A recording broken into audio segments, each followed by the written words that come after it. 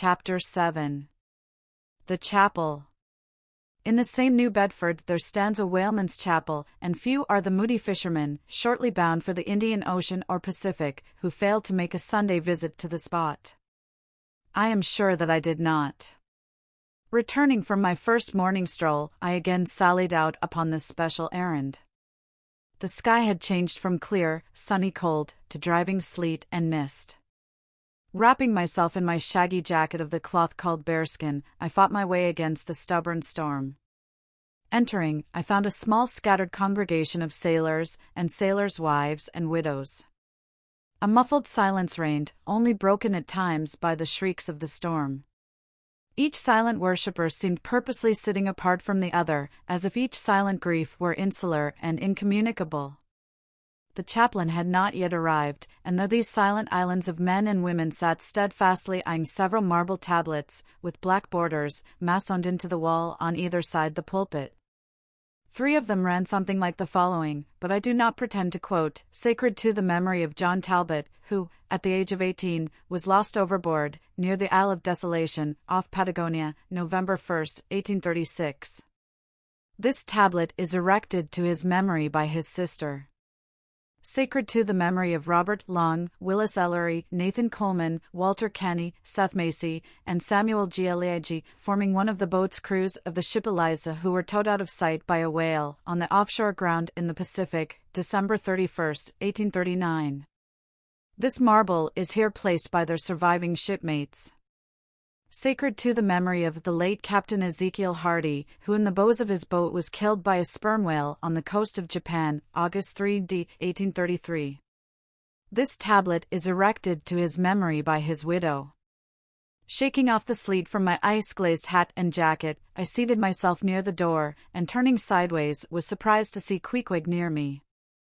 Affected by the solemnity of the scene, there was a wondering gaze of incredulous curiosity in his countenance.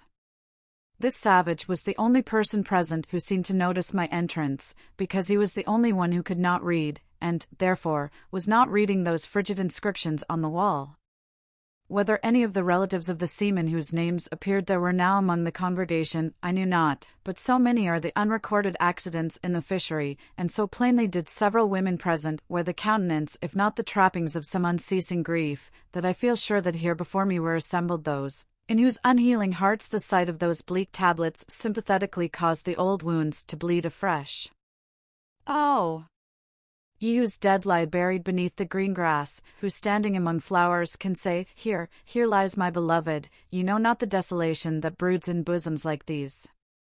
What bitter blanks in those black-bordered marbles, which cover no ashes! What despair in those immovable inscriptions! What deadly voids and unbidden infidelities in the lines that seem to gnaw upon all faith, and refuse resurrections to the beings who have placelessly perished without a grave! As well might those tablets stand in the cave of Elephanta as here.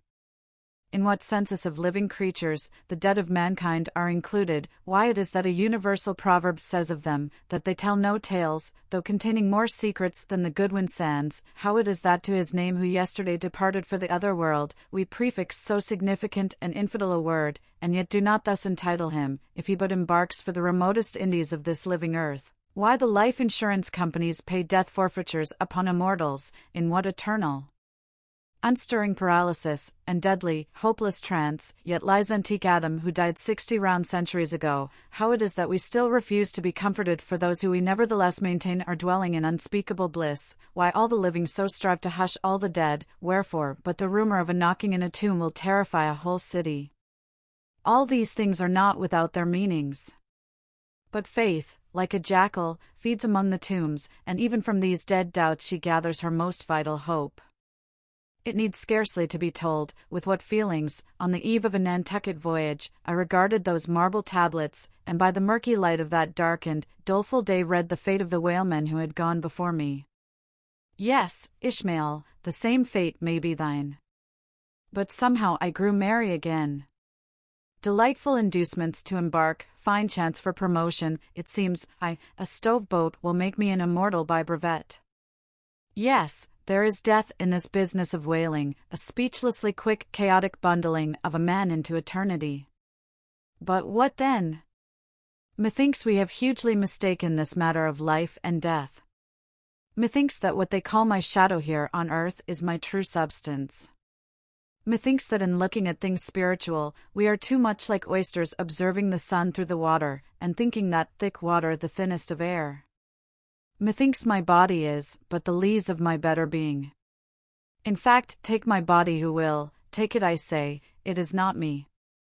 And therefore 3 cheers for Nantucket, and come a stove boat and stove body when they will, for stave my soul, Jove himself cannot.